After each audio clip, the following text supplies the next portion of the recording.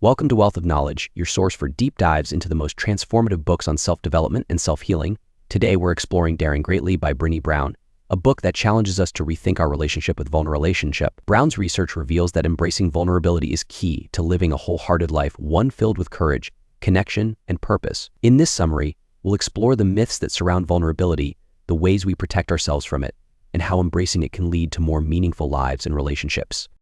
The myths of vulnerability. Brené Brown opens the book by tackling the common misconceptions that surround vulnerability. Many of us grow up believing that vulnerability is synonymous with weakness. We're taught that showing our true selves, our fears, doubts, and insecurities makes us less competent, less strong, and less worthy. But Brown flips this idea on its head, arguing that vulnerability is not only a sign of strength, but also the foundation of courage. She explains that vulnerability is about showing up and being seen when we have no control over the outcome. It's about taking risks and facing uncertainty, which is where true courage lies. One of the myths Brown dispels is the idea that we can avoid vulnerability altogether. We often think that if we work hard enough, achieve enough, or maintain a certain image, we can shield ourselves from vulnerability. But the truth is, vulnerability is an inevitable part of life. Whether it's in our relationships, our work, or our personal growth, we encounter vulnerability every day. Rather than resisting it, Brown encourages us to lean into vulnerability, recognizing it as the source of all meaningful experiences. Brown also addresses the myth that vulnerability means oversharing or letting it all hang out. Vulnerability is not about exposing ourselves indiscriminately, it's about opening up in a way that is authentic and intentional. It's about sharing our true selves with people who have earned the right to hear our stories. Vulnerability is a choice, and it's one that can lead to deeper connections and greater fulfillment. The armor we wear. To protect ourselves from the discomfort of vulnerability, we often put up emotional armor. This armor comes in many forms, and Brown explores some of the most common ones. Perfectionism, for example, is a form of armor that many of us use to shield ourselves from criticism and rejection. We think that if we can be perfect, we can avoid the pain of vulnerability. But in reality, perfectionism only distances us from others and prevents us from truly being seen. It's an unattainable standard that leaves us feeling exhausted and disconnected. Another form of armor is emotional numbing. When we numb our emotions, we might think we're protecting ourselves from pain, but we're also dulling our capacity to experience joy, love, and connection. Numbing can take many forms: overworking, binge-watching TV, excessive use of social media, or even substance abuse. Brown warns that when we numb the bad, we also numb the good. To fully experience life, we must allow ourselves to feel, even when those feelings make us vulnerable. Brown also talks about the concept of foreboding joy, where we hold back from fully experiencing happiness because we're afraid it won't last. It's that feeling of waiting for the other shoe to drop, even when things are going well. We might think that by bracing ourselves for disappointment, we're protecting ourselves from pain, but in reality, we're robbing ourselves of the joy that's right in front of us. Brown encourages us to practice gratitude as an antidote to foreboding joy. By focusing on what we're grateful for, we can stay present and fully embrace the good moments in our lives, even when they make us feel vulnerable. Understanding and combating shame.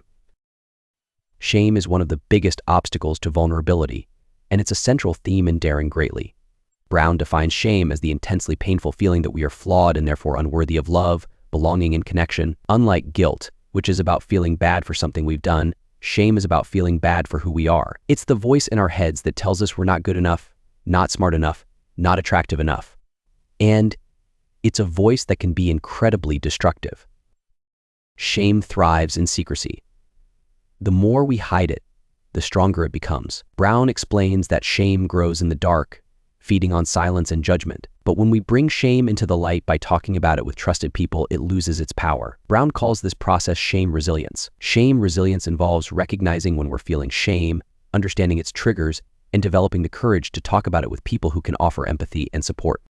One of the most important tools in combating shame is self-compassion. Brown, drawing on the work of self-compassion researcher Kristen Neff, explains that self-compassion involves treating ourselves with the same kindness and understanding that we would offer to a friend. When we practice self-compassion, we can acknowledge our imperfections without being consumed by shame. We can recognize that being human means being imperfect, and that our worthiness is not dependent on our achievements or the approval of others.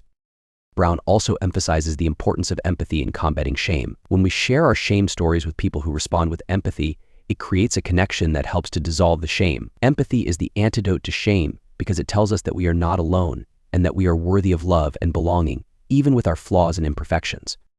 The power of vulnerability.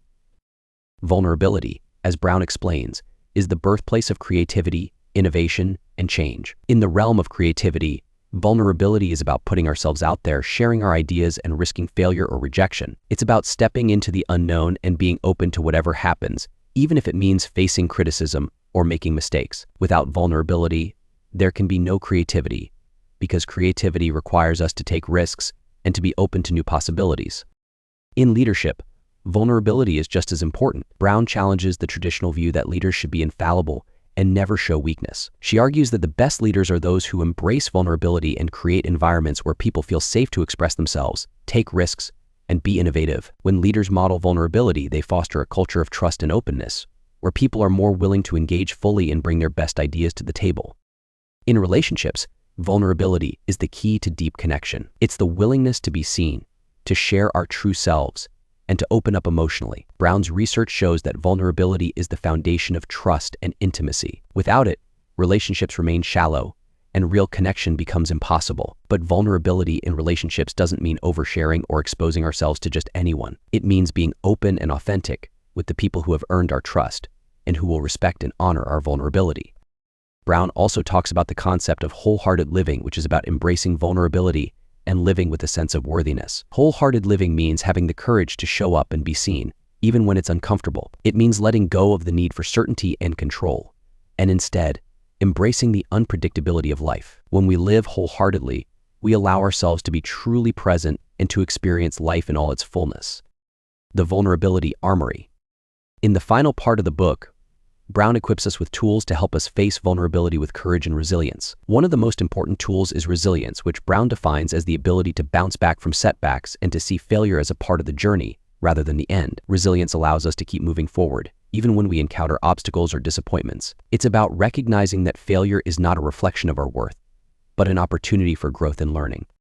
Another key tool in the vulnerability armory is self-compassion. As mentioned earlier, self-compassion involves treating ourselves with kindness and understanding when we fall short, just as we would a close friend. Self-compassion gives us the courage to be imperfect, to try again, and to face vulnerability without fear of judgment. When we practice self-compassion, we can embrace our vulnerability without being consumed by shame. Brown also emphasizes the importance of a strong sense of worthiness. Worthiness is about believing that we are enough, just as we are, and that we are worthy of love, belonging, and joy. This sense of worthiness allows us to face life with an open heart, knowing that our value is not determined by others' opinions or our successes and failures. When we believe in our worthiness, we can embrace vulnerability with confidence, knowing that we are deserving of love and connection. Finally, Brown connects vulnerability with the practice of gratitude. Gratitude is about recognizing and appreciating the good in our lives, even when it's imperfect. When we practice gratitude, we shift our focus from what's missing or what could go wrong to what we have and what's going well. Gratitude helps us stay grounded in the present moment and opens us up to joy, even when life is uncertain. Conclusion. Daring Greatly is more than just a book. It's a call to live courageously, to embrace our vulnerabilities, and to recognize that our worthiness is not dependent on external success or validation. Brené Brown reminds us that daring greatly isn't about winning or losing. It's about showing up and letting ourselves be seen. It's about stepping into the arena of life with our whole hearts, knowing that we are enough just as we are. By embracing vulnerability, we open ourselves to deeper connections, greater creativity, and true joy. We learn to live wholeheartedly with a sense of worthiness and resilience that allows us to navigate life's challenges with grace and courage. Final thoughts. At Wealth of Knowledge, we believe that self-development is a lifelong journey, and Daring Greatly offers powerful insights and practical tools to help us along the way. If you found this summary valuable, make sure to subscribe to our channel for more in-depth explorations of the best books in self-development and self-healing. Remember, Daring Greatly is about showing up, being seen, and living authentically because you are worthy of love, belonging, and joy.